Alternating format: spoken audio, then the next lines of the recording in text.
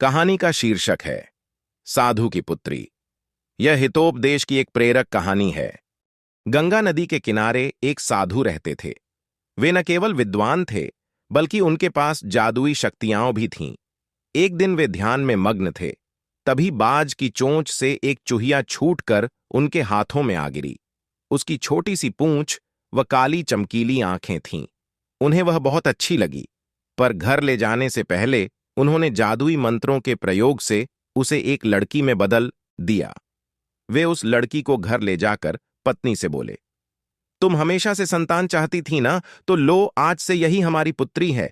इसे पूरी देखभाल व स्नेह से पालो। साधु की पत्नी भी अपनी पुत्री को देख प्रसन्न हो उठी। वह उसे राजकुमारी की तरह पालने लगी। साल बीतते गए। नन्ही लड़की एक सुंदर युवती बन गई। जब वह 18 वर्ष की हुई तो साधु व उसकी पत्नी उसके लिए वर तलाशने लगे। साधु ने कहा, मेरी बिटिया का विवाह ऐसे व्यक्ति से होना चाहिए जो सबसे बड़ा हो। मेरे हिसाब से सूर्य ठीक रहेगा। पत्नी ने भी हामी भरी। उन्होंने जादुई मंत्रों के प्रयोग से सूर्य को नीचे बुला लिया। उन्होंने उसे अपनी पुत्री से विवाह करने को कहा, पर पुत्री ने पहले ही न कर दी। वह बोली, पिताजी, यह तो बहुत गर्म है।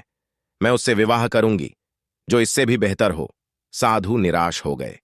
उन्होंने सूर्य से कहा कि वे ही कोई वर सुझाएं। सूर्य ने कहा, बादलों के देवता से बड़ा कौन होगा? उनमें तो मेरी किरणों को भी रोकने की शक्ति है। साधु ने बादलों को नीचे बुलाया व अपनी पुत्री से विवाह करने को कहा, पर इस बार फिर पुत्री ने मना कर दिया। वह बोली, ये तो कितना बदसूरत है, मैं इससे विवाह नहीं कर सकती। साधु ने बादल देवता से कहा कि वहीं कोई अच्छा वर सुझा दें। वे बोले, पवन देवता ठीक रहेंगे, वे तो मुझे भी अपने फूंक से उड़ा देते हैं। साधु ने पवन देवता को बुलाकर अपनी पुत्री से विवाह करने को कहा। पुत्री ने फिर इनकार कर दिया। वह बोली, मैं इससे शादी नहीं करूंगी। ये तो कहीं टिकते नहीं, हमेशा यहां वहां भागते रहते हैं। साधु ने पवन देव से पूछा, क्या मेरी पुत्री के लिए ऐसा वर हो सकता है जो आपसे भी बेहतर हो? पवन देव ने कहा कि पर्वत देव मजबूत व ऊंचे हैं, वे मेरा भी रास्ता रोक देते हैं। साधु ने पर्वत देवता से कहा कि वह उसकी पुत्री से विवाह कर लें। पुत्री ने फिर से मना कर दिया। वह बोली, ये तो बहुत लंबे, सख्त व कठोर हैं, मैं इनसे विवाह नहीं कर सकती। इनसे भी कोई बेहतर चाहिए। पर्वत देवता ने चूहे का नाम सुझाया।